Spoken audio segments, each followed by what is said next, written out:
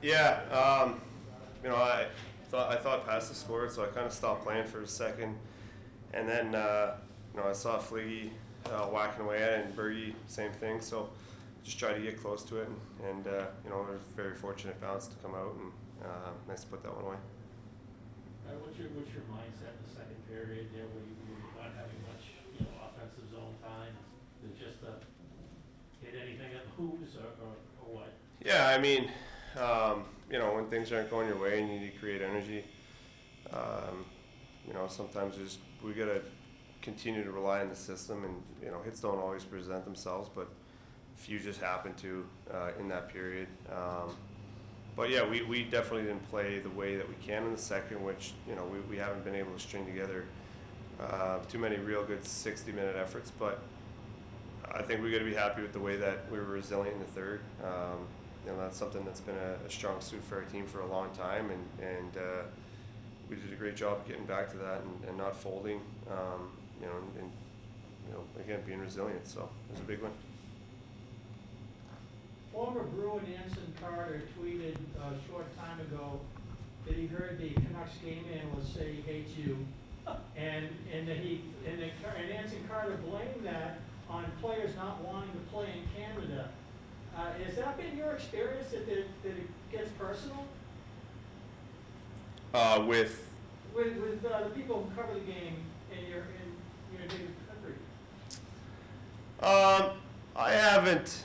I think the big thing in Canada is that just they're very, very passionate about the game. That is definitely, not just, just they're fans.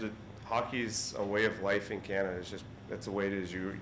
As soon as you can walk, you're putting skates on, and the lakes are always frozen in Canada, so there's always ice available and ponds and stuff like that. So it's a way of life. There's a lot of passionate fans for their teams. And I think that just kind of bleeds over into it. I mean, there's a lot of cases when teams don't do well in Canada that it's hard on players, that their families get picked on, the kids get picked on at school. So the fans can be a big part of why teams don't have success, because they make it miserable on the players at times, and they definitely push guys away to go to teams that don't have that kind of fan base. So sometimes the fans out there need to look themselves in the mirror as well.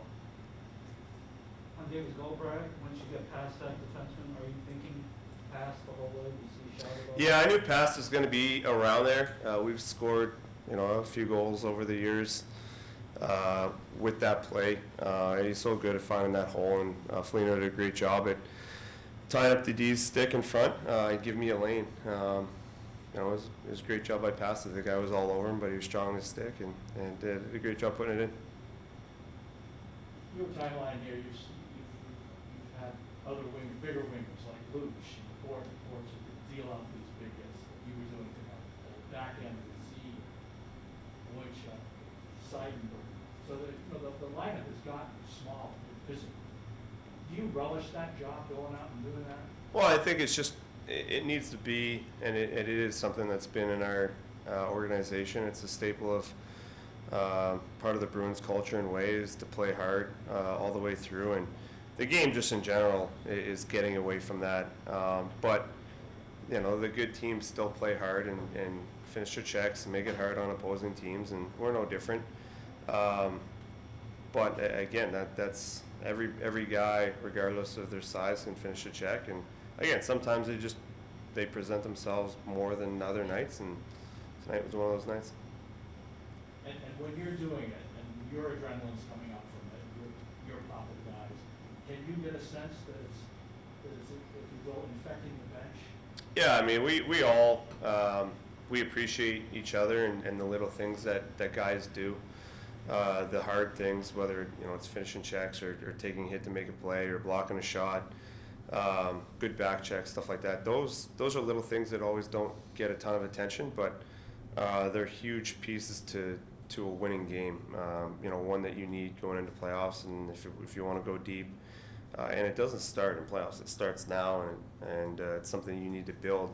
Every guy has to build that into their game, and you have to be able to sustain it every night, and that's what you work towards. You work towards the little details that allow you to win, and sometimes it's boring hockey, but it's effective. And again, the good teams in the league, other than teams that like Edmonton that have the best players in the league on it, that's the way they got to play to go deep.